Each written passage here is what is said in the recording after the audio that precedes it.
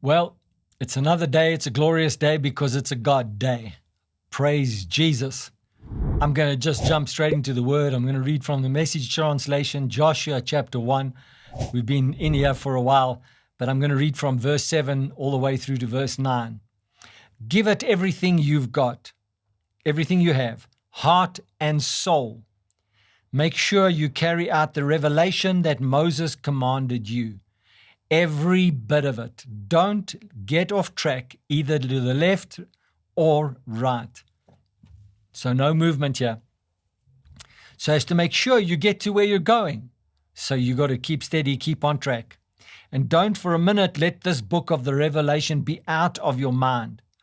Ponder on and meditate. Ponder and meditate on it day and night, making sure you practice everything written in it.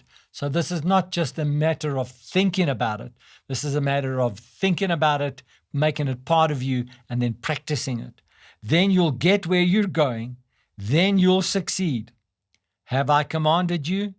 Strength, courage. Don't be timid. Don't get discouraged. God, your God, is with you every step you take. So I'm going to just conclude today. I've been speaking quite a lot to you about that this is our moment that we set an agenda, and it's not the time for man to set agenda. It's not the time for power politics. It's not the time for any sickness or disease or plague to set the agenda of our future. If you put God first place in your life, He will take care of you.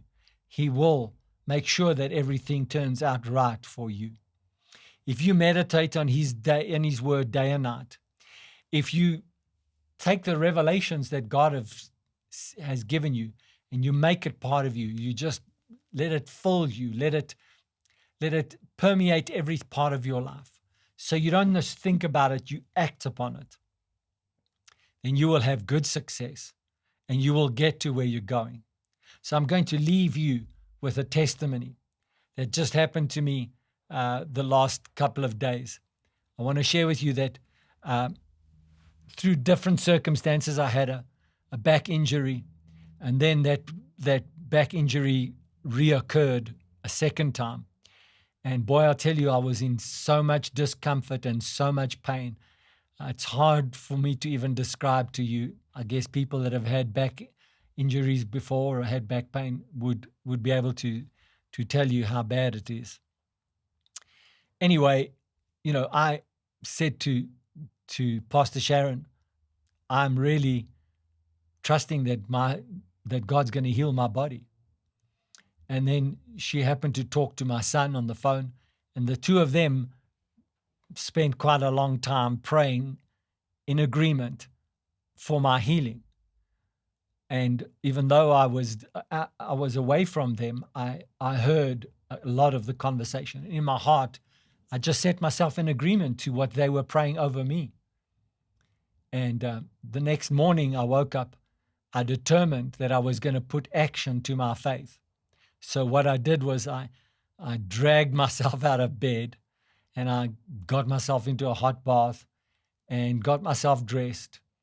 And supernaturally, just like that, a medical professional, that chiropractor that I was looking for to give me help, had a miraculous opening in their day, half an hour later than when I called. And they said, if you get here in half an hour, we can take care of you. I sit here a day later and I've got almost no pain, almost 100% mobility. Why? Because I was meditating on God's word to heal me.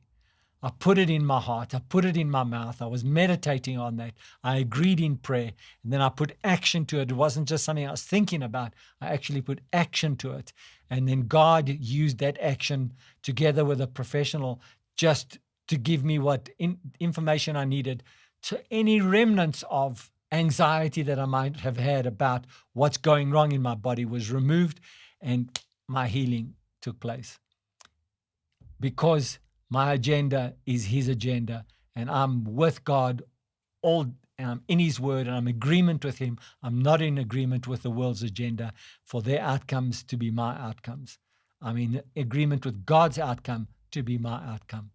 Well, I trust you've enjoyed this time together and my testimony, and you can have the same testimony when it comes to money, relationship, or anything else that is in your life right now. God is for you. He will never leave you. He will never forsake you, and He wants you to have a successful outcome. Thanks for listening. God bless you.